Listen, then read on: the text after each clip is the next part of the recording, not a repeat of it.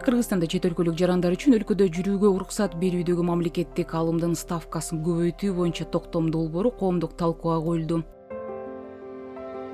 Санариптик өнүктүрүү министрлигинин маалыматы боюнча чет өлкөлүктөрдөн алынган мамлекеттик алымдын өлчөмү 94-жылдан бери өзгөргөн эмес. Эми сунуш боюнча Кыргызстанда жашап турууга туруктуу уруксат берүү үчүн КМШ же болбосо ЕАЭБке мүчө мамлекеттердин жарандарына же болбосо жарандыгы жок адамдарга 10 000 сом, учурда бул болгону 2,5 миң сом гана төлөнөт.